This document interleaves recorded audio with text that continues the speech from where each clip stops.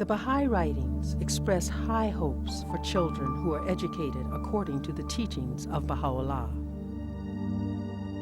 That ye may each become a lighted candle in the world of humanity, may be devoted to the service of all mankind, may give up your rest and comfort, so that ye may become the cause of the tranquility of the world of creation.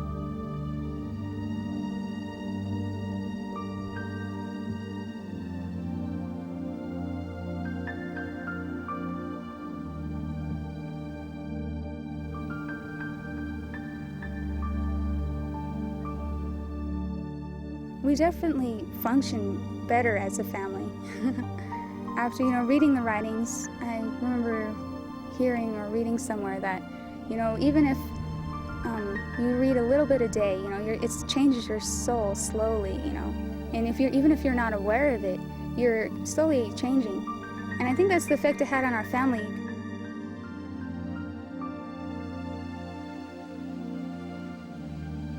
Within our family, it's great. It's brought our family closer together. We communicate. The family was like a big, strong wind, just gathered us up and held us in its arm and connected us as a family. According to the writings of the Baha'i Faith, family is where the seeds of world peace are born, nurtured, and grow. It's like a tree growing from a small little plant up. That's an organic process that has nowhere else to go. It is the process of the Creator. Charlotte Kahn and John Fogath live in the shadows of the 4 sacred mountains of the Navajo people in Arizona. It is here that they are raising their 3 children, Des, Nani, and James, in accordance with Navajo tradition and the spiritual values found in the writings of the Baha'i Faith. We are so grounded and have had a spiritual upbringing. I remember playing here in this area, in fact playing on this very log that I'm sitting on as a child. But I remember most about this area is praying, getting up every morning and saying my prayers, and being raised in this one-room cabin here, and coming back to this cabin over and over again all throughout my life, and playing in this little stream here of the water, and the water here, knowing that it flows directly from the earth, and that its source is right here behind us, a couple of 100 feet. And that's why this area is called Black Rock Spring, because the water comes out from the earth right here, and it's a sacred place.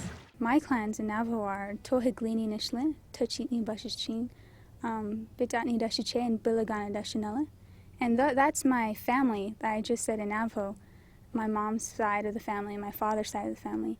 Charlotte is a 3rd-generation Baha'i and has raised her children to understand traditional Navajo values. Living on the Navajo Nation reservation nurtures a love and respect for the natural environment and its people. It also brings a life of social and economic uncertainty that can often weigh down its residents. Until just a few years ago, the family had few of the conveniences that most people see as necessities, like running water and electricity. Yet, when the children were young, Charlotte and John found ways to keep the family happy and together. So, a long time ago, we bought a bunch of board games, and then so we had kerosene lanterns and stuff like that, so we just kind of play in the candlelight type of thing, But then it was all the games that brought us together in the first place, All the family games we'd all play, and like who's win, or like beat this guy, Like most parents, as the children grew older, Charlotte became concerned about their future. She wanted them to be able to face the challenges an ever-changing world presents.